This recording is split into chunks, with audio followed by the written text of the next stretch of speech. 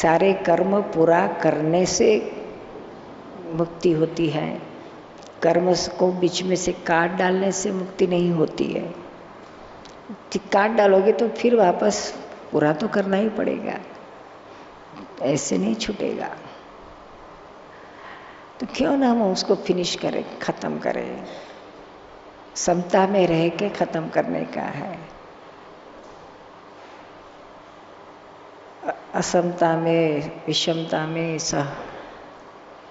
असहज होकर राग द्वेष से उसको फिनिश करने से बाहर शायद खत्म तो होता है हर किसी का, लेकिन अंदर राग द्वेष भी खत्म करने के वो नहीं होते हैं, उससे भी छूटना है। कर्म बांधने वाला रूट कॉज जो अहंकार है, और अहंकार को ये दृष्टि अलग अलग तरह के कर्म बांधने की दृष्टि कौन देता है, तो ये क्रोध मान माया लोभ देते हैं। जैसे क्रोध मान माया लोभ है, उस दिशा में ही कर्म बांधा जाता है।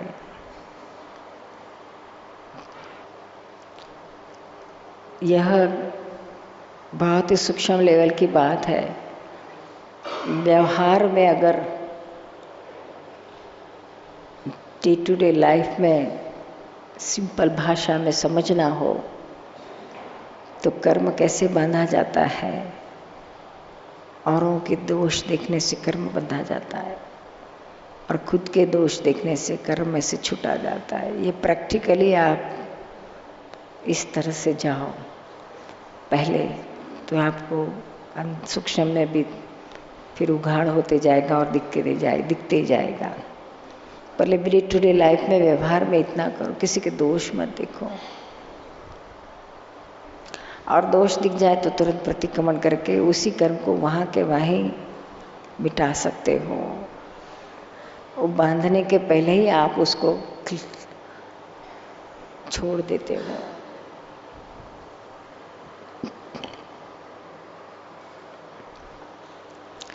यानी औरों के दोष देखने से कर्म बंधा जाता है और खुद के दोष देखने से कर्म में से छूटा जाता है, छोड़ सकते हो आप। यहाँ तक कि औरों के दोष दिखे वही पहली बात वहाँ ही अपने खुद को पकड़ो कि मुझे किसी और के दोष दिख रहे हैं, वही मेरा सबसे बड़ा दोष है। किसी के दोष देखना ज्ञानी लोग ना कहते हैं। भगवान महावीर ने भी क्या किया, खुद ने स्वयं अपनी दृष्टि निर्दोष की, खुद संपूर्ण निर्दोष हुए और सारे विश्व को निर्दोष देखा। किसी को उन्होंने दोषित नहीं देखा। हालांकि उन पर भयंकर उपसर्ग करने वालों पर भी उन्होंने प्रेम बरसाया, निर्दोष देखा, एक भी दोष नहीं देखा। ऐसे प्रेम नहीं बरसाया जाता है। सामने वाले के दोष देखते जाएं और उन पर प्रेम बरसता जाए, ये दोनों साथ में कैसे होगा। हम कहते हैं कि हमें हमारे बच्चों पर बहुत प्यार है, बहुत, माँ कहती है हमारे बच्चों पर मुझे वात्सल्य, माँ का वात्सल्य बहुत ऊंचा होता है, लेकिन कहने का है, सच्चा नहीं है। साथ साथ में अपने बच्चों के दोष भी तो कितने देखते हैं, तो वो सच्चा नहीं है, संसारिक है। घड़ी में अच्छा दिख लगता है, घड़ी में बुरा लगता है। इससे संसार ही संसार मिलते रहता है, राग द्वेष राग द्वेष। आनंद मुक्तता यह सी चीज हासिल नहीं होती है। सिर्फ बात को समझने की है, कुछ हम करने की नहीं कह रहे हैं।